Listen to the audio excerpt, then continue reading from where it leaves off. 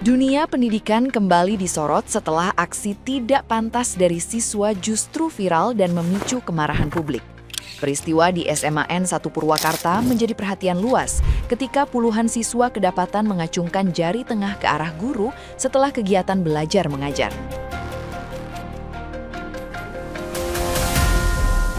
Kejadian yang berlangsung pada 16 April itu baru mencuat 2 hari kemudian di media sosial hingga memancing reaksi berbagai pihak, termasuk pemerintah daerah yang langsung menyoroti perilaku tersebut.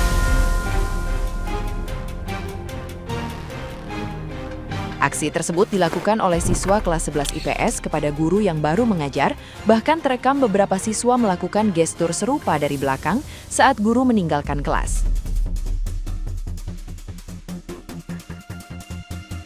Setelah video viral, para siswa akhirnya menyampaikan permintaan maaf secara terbuka kepada guru dan pihak sekolah. Meski begitu, respon publik tetap keras menilai tindakan tersebut tidak cukup diselesaikan dengan permintaan maaf. Pihak terkait kini melakukan pendalaman serta menyiapkan pembinaan karakter sebagai langkah tindak lanjut.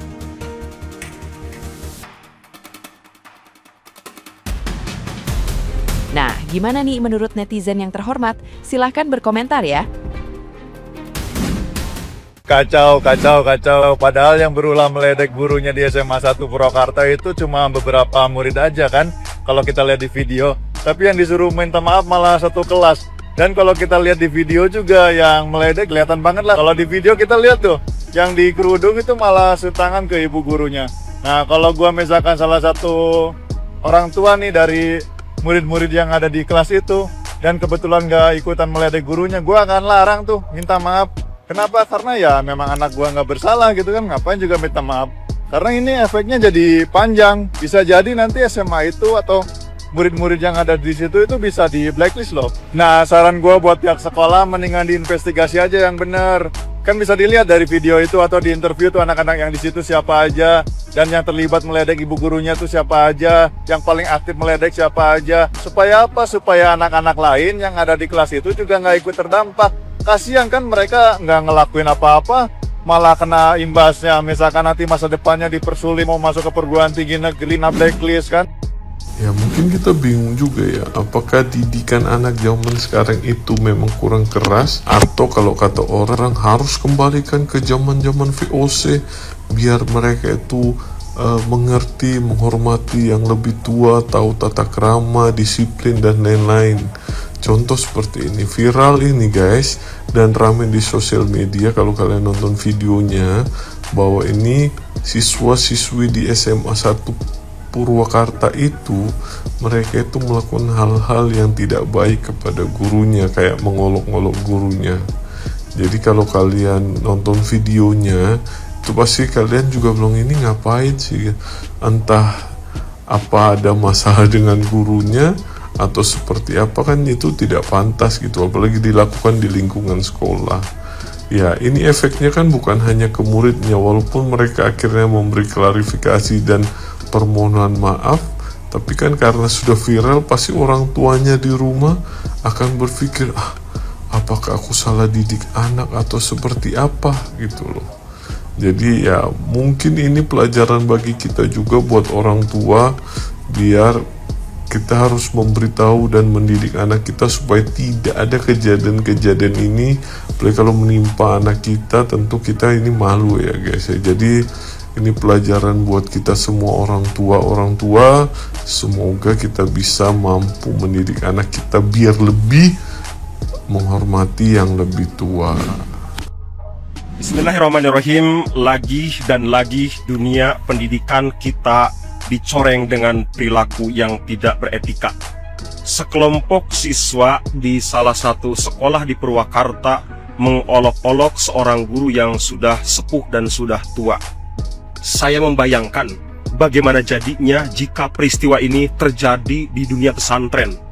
Maka apa yang akan terjadi? Saya yakin, hakul yakin, yang akan dibully adalah pesantrennya, ulamanya, kiainya, bahkan seluruh pesantren di Indonesia bakal kena imbasnya. Tetapi beruntungnya ini terjadi di dunia sekolah. Makanya yang dibully dan yang terkena hanya satu sekolah.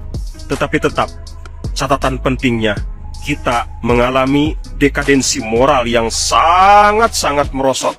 Etika sudah tidak ada. Pantas Allah mencabut keberkahan ilmu yang Allah turunkan karena kita sama sekali tidak ada rasa hormat terhadap guru. Padahal Sayyidina Ali pernah mengatakan, siapa itu guru?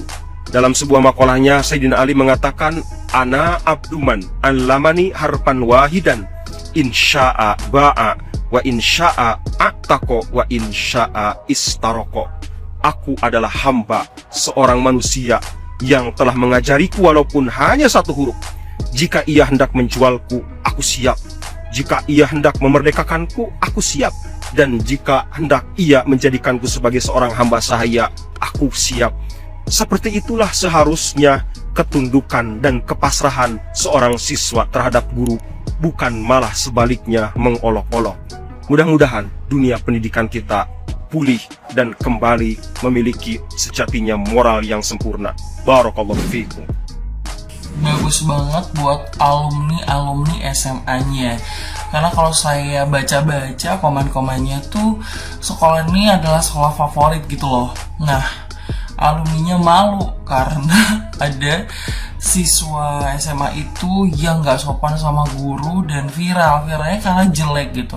Menurutku salut sih, sebuah sekolah yang bagus, kemudian alumni-alumninya tuh cinta sama alma maternya, itu tuh gak mau dinodai sama hal-hal yang jelek atau negatif gitu. Karena salah satu yang membesarkan mereka atau membuat mereka sukses adalah alma mater tersebut.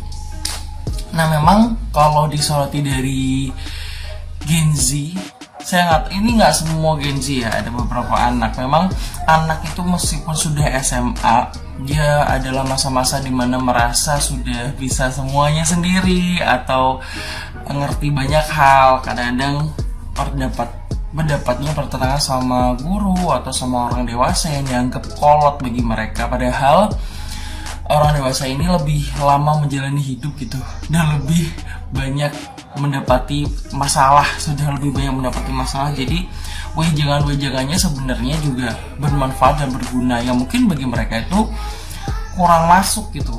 Nah, padahal butuh diarahkan. Meskipun sudah SMA, saya merasa memang anak-anak itu masih butuh diarahkan, butuh ditegur kalau salah, dan gak apa-apa ditegur itu, asalkan lebih baik lagi kalau orang tuanya kooperatif, orang tuanya satu visi misi membuat anak ini baik, sama-sama sayang. Orang tua sayang sama anak ini, kemudian guru juga sayang, sehingga tujuannya sama gitu. Namun dengan metode yang mungkin berbeda, asalkan tidak berlebihan, tidak memakai kekerasan, tidak memakai tindakan yang menjerumuskan anak. Saya rasa oke-oke aja. Teguran dan ketegasan dan juga pendisiplinan menurut saya masih tetap butuh untuk anak-anak SMA, meskipun mereka sudah dianggap dewasa, karena otaknya masih berkembang. Meskipun sudah dewasa, umur 16-17 itu masih berkembang dan masih butuh arahan untuk bagaimana menghadapi apa gitu.